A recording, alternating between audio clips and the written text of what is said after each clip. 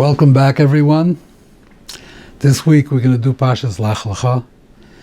And Lech Lecha, we're introduced to the Avos.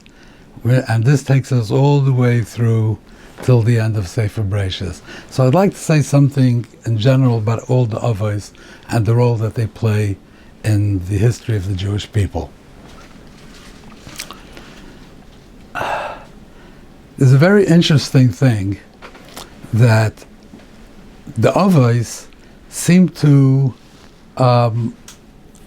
disappear off the stage of the Chumash after a certain point. Avram Avinu, we know, he lived to be 175 years. After the Akedah, he was 137 years. 3 years later, he sent Eliezer to Haran to find a wife for Yitzchak. At that point, he was 140 years, and that's it. We don't hear anything more about Avram. So 140 till 175, 35 years of his life, we don't hear anything about him. What did he do for those 35 years? He must have done things that were significant, things that were important. Why does he disappear for the last 35 years of his life? Similarly, Yitzchak, Parshas tells us, we read that when Yitzchak was old, he gave the brachas. He wanted to give it to Yosef. Yaakov took them. How old was he at that point? So we know that Yitzchak lived to be 180 years old. At that point, Rashi says, he was 123 years old, because a person is supposed to worry about death 5 years before his parent, the age at which his parent died, and 5 years afterwards. For instance, if a person's father died at age 85, so when this person reaches 80, he has to start worrying. And when the first 5 years, then the next 5 years, when he reaches 90, he has to worry till then. Once he reaches 90, he can relax, he's clear. So Sarah died when she was 127. So Yitzchak, at that point, was 123, which was in the 5 years before his mother died. So he was concerned that he might die. Therefore, he decided to give the brachas. So he was 123 years old. When he died, he was 180 years old. So just do the math. That's 57 years. 57 years. The last 57 years of his life, we don't know anything about him. Except there's one pasuk in Parshas Vayeshev, after Yosef is sold, so the pasuk says, Vayefkaisa Aviv, which you would think the pasuk means that Yaakov was crying over Yosef, but Rashi brings that this refers to Yitzchak, the Yitzchak cried along with Yaakov. Okay, that's the only fleeting mention of Yitzchak after the point where he gives the brachas. 57 years of his life, we don't hear anything about him. On the other hand, Yaakov, we follow him all the way onto his deathbed, till the very last moment of his life. Why is this? Also, Avram, what was the greatness of Avram? Everyone knows. Avram was the one who recognized the Rabbi Shalom.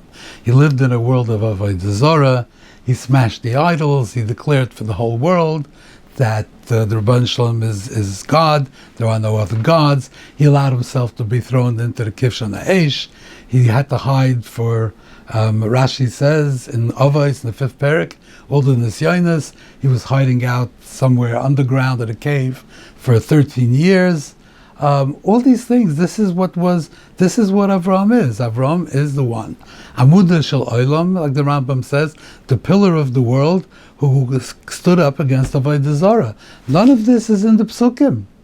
When we meet Avram, Parshas Lech Lecha, for the first time, except for the last Psukim of Noach, where he got married to Sarah, but other than that, when we meet Avram, he comes on the stage. He's 75 years old. What happened to all the things that he did before? Why don't they appear in the Torah? Why aren't they there? So I would like to offer a solution.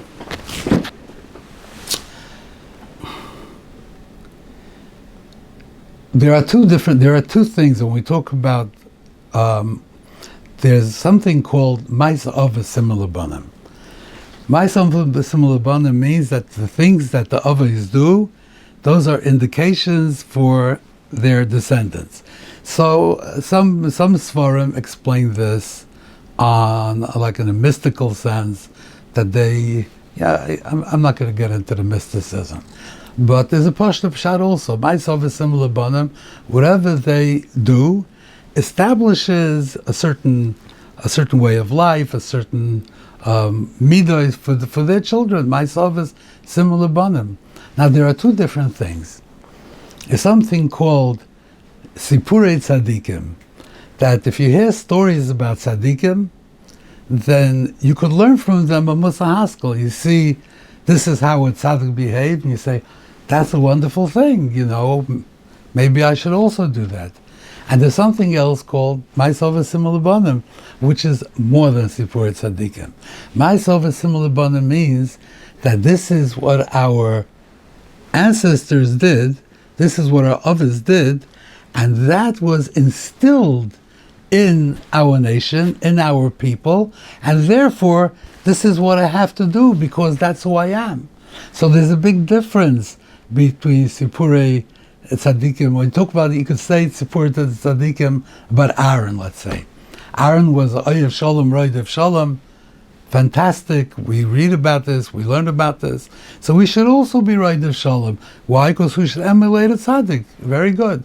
But there's no koyach that Aaron had. The Gemara says in Brachas, Tazayin and Beis, that Ein Koren Avos Ela Shloisha. The only ones who are great enough to be called Avos were Avram, Yitzchak, and Yaakov. The heads of the Shvatim did not have the power of being Avos. Only these three. First of all, they were for the whole people, and also because they were greater. The Gemara says, Hani Chashivi, they were greater. The Avos were the greatest, and they had the power through force of personality, through their tzitkas, through the way they brought up their families and their households. They had the power to instill in the fledgling ummah all the midas that they worked on. Avram instilled the midah of chesed, so this became, people like to use the language, the DNA of the Jewish people. I could say that, but I don't mean it in the medical sense. I mean it in the social sense. That the social body, the collective body of the Jewish people, has built into it chesed, and therefore we all are inclined to chesed. Because that's what Avraham Avinu instilled in us, not through any kind of scientific way, just through chinuch, and that chinuch was so powerful that it goes on till today. That called avos. Their work goes on for the entire duration of the Jewish people. Isn't there Chazal Rachman by Shonim become a Chasadim? Yeah, right.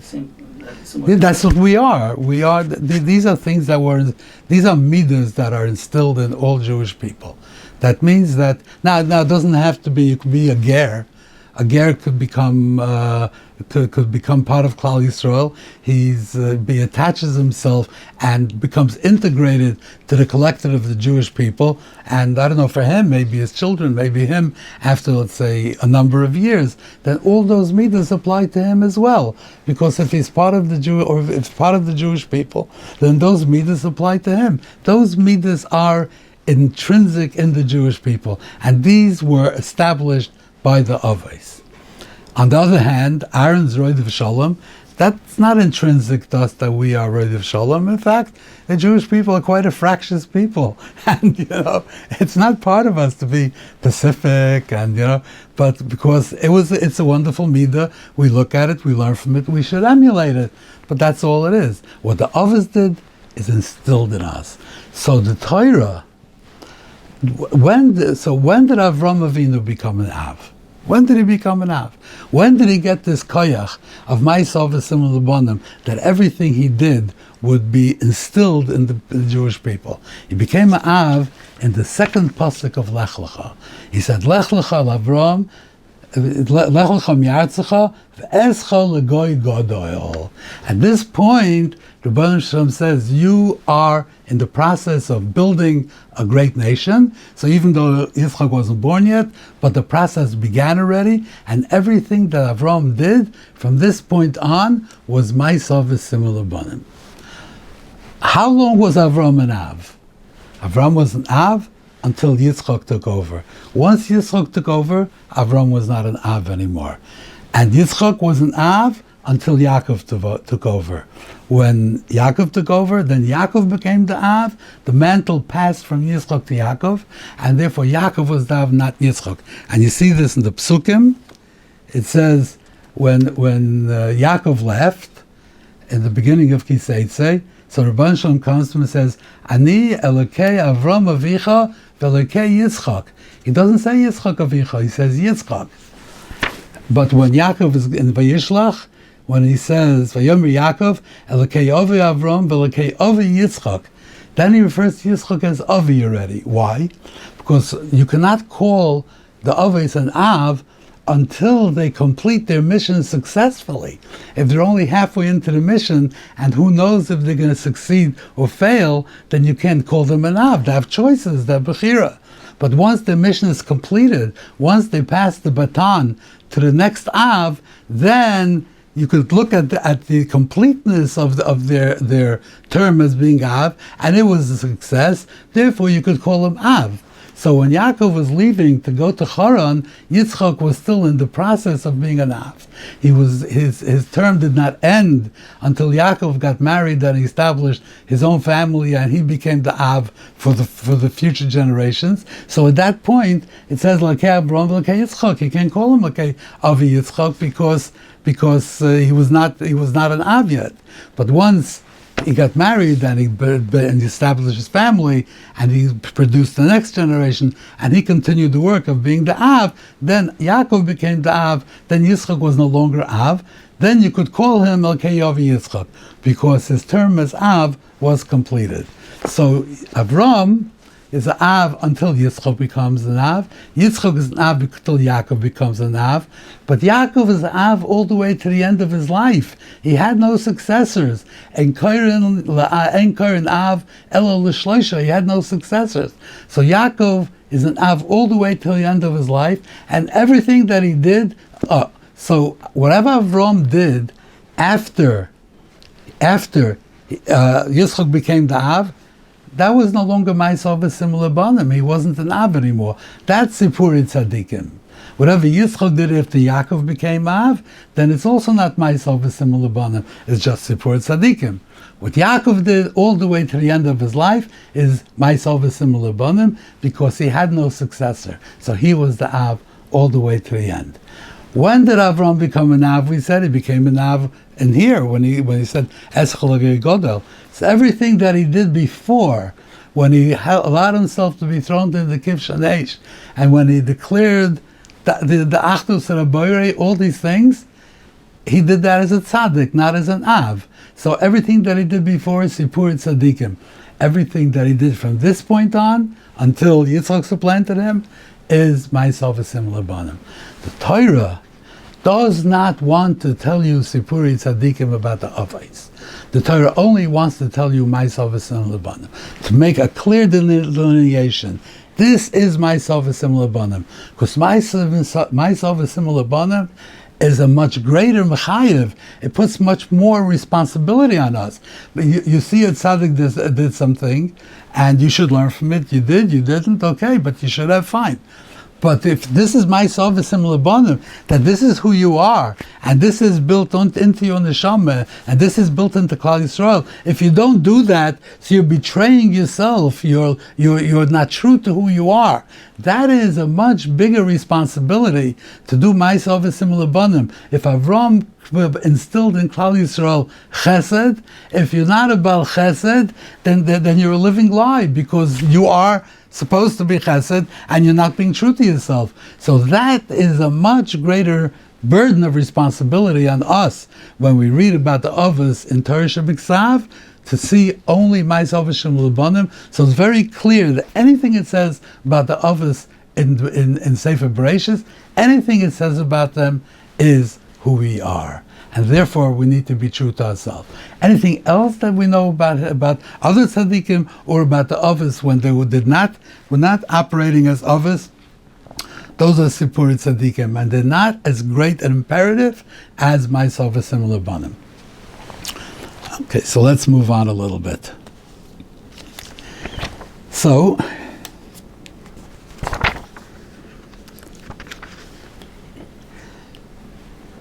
one of the ordeals, one of the nisyonos of Avram was that he came to Canaan and there was a famine and he had to go down to Mitzrayim. He had to go down to Egypt, and Sarah was beautiful and he was afraid that they would kill him and take her. So he told her, Imrina Chaysiyat, to say that you are my sister. L'man yitav li bavurech, they should do good to me because of you. And I will live because of you. I will survive. What is my yitav li bavurech? Rashi says, Yitnu li matanas, that will give me presents. So this needs explanation. What is Avram needed presents? What is he saying? So I think this can be explained by what we spoke about last week. We spoke about the Gemara in Soita about chen, the idea of chen. Chen means that you see everything in a good light, and you overlook the flaws and the shortcomings. So one of the chinim, that we spoke about was chen amekach haloikchai. When you buy something, till you buy it, you question it, you look at it, you compare this and that. Once you buy it, it's the best and it's the cheapest and it's perfect. Why? Because once you've invested in it, once you've bought it, you actually put out the money and you bought it, then all of a sudden it has chen, and you look at it in the favorable light, and you look away from the flaws. Avram is coming down to Mitzrayim, and he's telling them a story that this is my sister. Now, maybe they accept it, maybe they don't, but, a little suspicious. And he was worried that because of that suspicion, they may actually, turn against him. And maybe in the beginning they'll say, okay, she's your sister, but after a while they'll say, well, sister, it's not, they'll be suspicious. But if they give him matanas, that means they invest in his story. He comes down, this is my sister, and we give him matanas to be mechabed you. Once they give him matanas, they've bought into it. And once they've bought into it, any suspicion they may have will dissipate. That's what Avram wanted. He didn't care about the matanas. He wanted them to buy into his story. And once they buy into his story, he knows he'll be safe. They should give me matanas. Then I will survive because of you. If they give me matanas, then my survival is assured because they bought into it, and any suspicion they had will be allayed. That's what I say over here. Now, to go a little bit further. So anyway, Avram doesn't have any children. Avram and Sarah don't have any children. And the Rebbeinu Shalom promises him that he will have children. And meanwhile, Sarah is not becoming pregnant. She doesn't have children. So she has a shivcha, her name is Hagar, and she says to Avram, Hine atzrani Hashem miledes, Hashem stopped me from giving birth. Come to my shivcha, come to my handmaiden. Ulai bana mimeno. Maybe I will be able to have children through her. Now, I just want to say something. There is a certain topic which I will come back to again and again. In the 19th century, there was something called Bible criticism. Bible criticism was actually like an anti-Semitic movement. They wanted they wanted to tear down the credibility of the Torah. So they had all kinds of, I'm not going to get into them here, all kinds of arguments of saying this can't be, this, all different kind of things. And the Torah, they claimed, according to us, the Torah was written 1300 BC. They claimed that it was written maybe 700 or 1,000 years later. They said, this proof, that proof. We can go into them later, and I will. But at this point, I just want to point out one thing. There's somebody called Dr. Kenneth Kitchen, he's not alive anymore. He was a professor of Orientology in the University of Liverpool, and he wrote a book called On the Reliability of the Old Testament. And he was a very brilliant man, and he knew the ancient world extremely well. He knew all the ancient languages. He could read cuneiform. He could read hieroglyphics. He really had a great knowledge of the ancient world. So he pointed out, I'm just saying what he says, and it's really that this idea that you could have a child through your shifcha, it existed in the ancient world. In deep antiquity, it existed. In the Babylonian world, it existed. 1,000 years later, there was no such custom. Nobody. If the Torah was written 700 or 1,000 years later, how would anybody know to make up a custom which they didn't have any record of it? All the records were in cuneiform tablets. How did they, I don't know if they could read cuneiform, if they had the tablets, they were buried in archaeological sites. These were customs that were not known. And here the Torah talks about it. So, which tells you that the Torah also was written in ancient and in deep antiquity.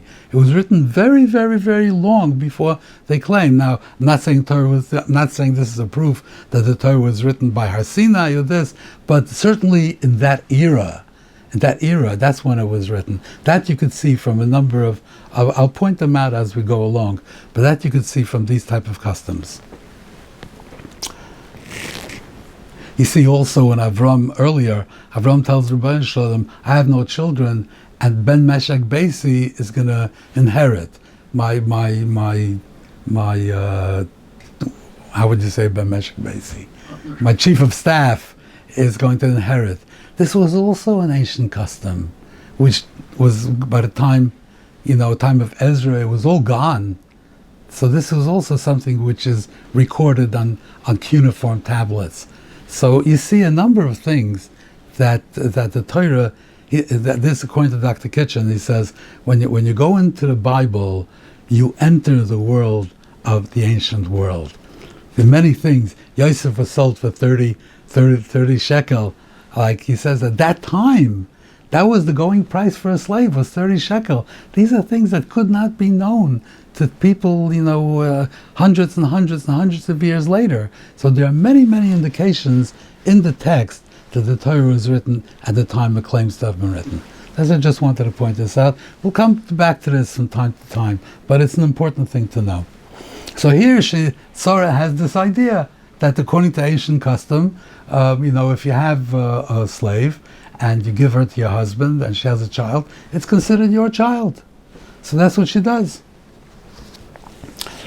So Vatikach Sarah Eshes Avram is Hagar, and he gave her to Avram, and Avram Vayovel Hagar, he came to her, and she became pregnant.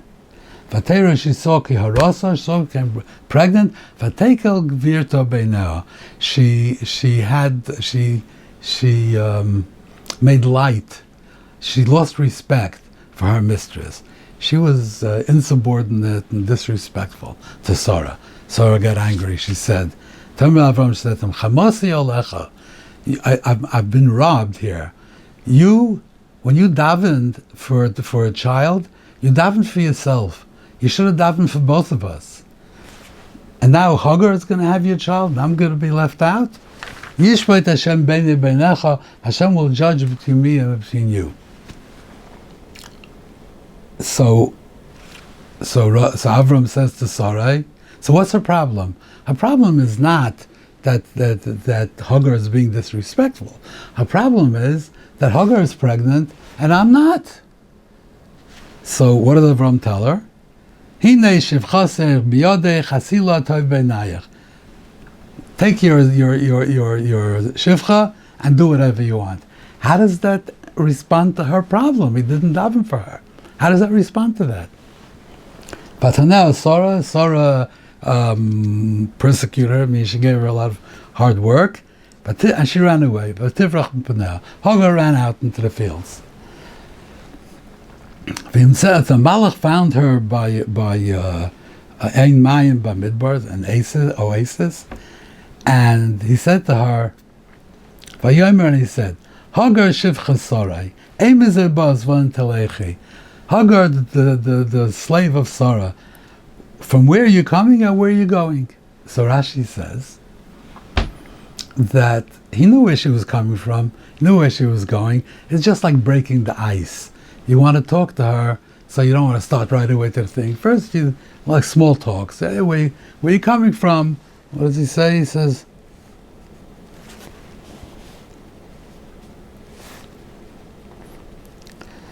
just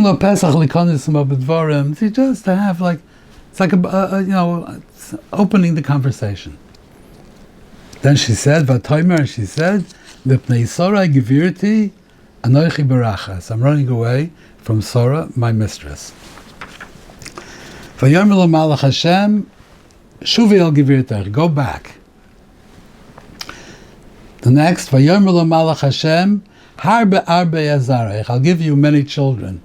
V'lo Yisafim Rav, so innumerable. Vayomer lo Malach Hashem, Hinei Hara Vilad Ben Kros Shmo Yishmael. You're going to have a son, and his name should be Yishmael. 4 times it says Malach Hashem. When it said Malach Hashem, it said Vayomer, fine. Malach Hashem. Then it says again, Malach Hashem. Malach Hashem, 4 times. So Rashi says that each message that she was given, there was a separate malach. They didn't have one malach to carry all the messages. So this we can understand. He gave her a message, go back to your mistress. A message. The second malach told her, you're going to have many, many descendants. Another malach. The next malach tells her, you're pregnant and you're going to have a child, and his name is going to be Yishmael. Another message. But the first malach is only coming there to break the ice. Why do you need a separate malach for that? There should be, the malach that broke the ice should go on and tell her, go back. Why do we need a separate malach for that? So, I want to explain this without getting into too many of the details, but the Orach Chaim addresses the question of when Avram took Hagar, and he took her into his house, and he had relations with her, and she became pregnant. Was she still a slave, or was she automatically emancipated? See, this is a question. So I think that this will explain the psukim.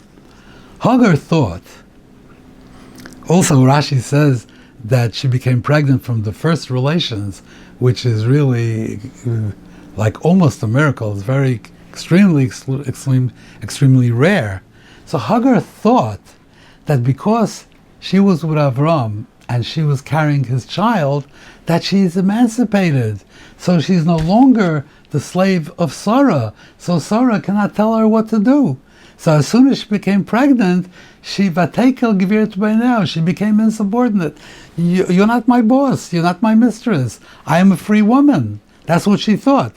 And Sarah thought that maybe she is right.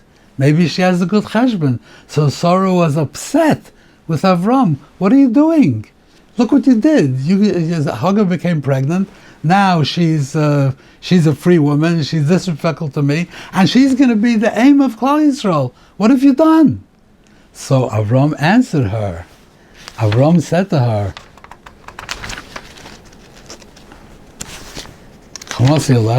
So Avram said to her, don't worry about it. She is still your slave.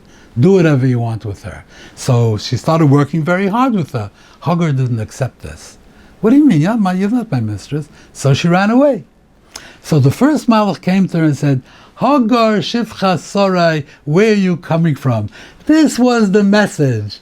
Hagar shivcha Sarai, you are not a free woman. You are the slave of Sarah. That was the message. The rest of it was, yeah, where are you coming from? Yeah, we're starting a conversation. But that was the message of the Malach. You are the slave of Sarah. And she said, but she said, where you coming from? They Sarai gevirti anochi barachas. She accepted the message of the Malach. The Malach told her that you are a shivcha. So she said, where am I coming from? I'm running away from Sarah, my mistress. So the second Malach told her, you must return. The third Malach told her, you're going to have many descendants. Each Malach is giving her a different message. The first Malach gave her a message, you are wrong. Just because you became pregnant from Avram, and just because you became Rabbi Rishayna, you became pregnant, it doesn't mean anything. That doesn't mean that you're free. You're not free. You're still Sarah Shevcha. Okay. I want to conclude with one thing.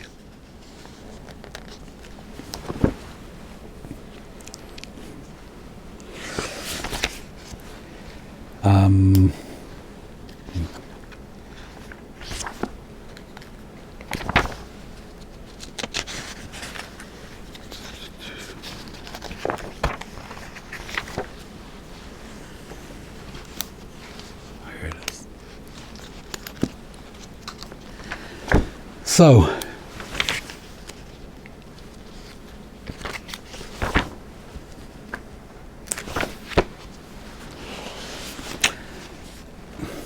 afterwards, there was a malchama, there was a war, and let me see if I can find it. If not, I'll tell you by heart.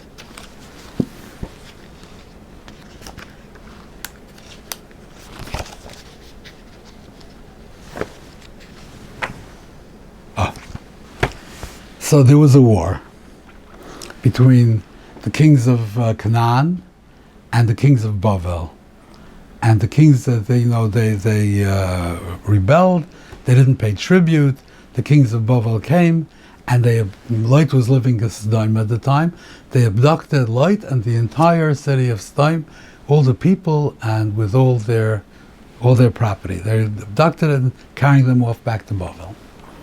So Vayavaya Palit, we'll get into that Palit now, but the Palit came, and he told Avram what happened, and Avram chased after them, and he fought with them, and he rescued the people and all the property.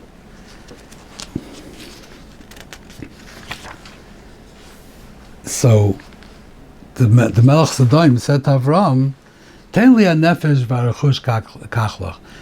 Give me back my people, and you could take all the wealth. Which is very telling, because he understood that true wealth is people, not money. You can have a country like Japan, which has hardly any natural resources, but has a very industrious people, which makes them a rich country. So the Melech Sodom understood that the most important thing for the future prosperity of Sodom is not the bags of gold and silver, but it's the people of Sodom who are good workers.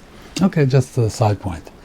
So Avram says to the Melech Sodom, "Harimaisi yodei, I don't want anything. I don't want to take anything of yours." Like I should not say, "Ani asharti as Avram," that you made me rich. Bilodai rak asher ochlo anorim, except bilodai rak. That lashon rak asher ochlo anorim. Only what he came on Eshkol Mamre, his people, his soldiers that went along, a couple of hundred of them. And they had to eat. So whatever they had to eat, you can reimburse me. You can, from the booty, from the spoils, you can reimburse me. Let them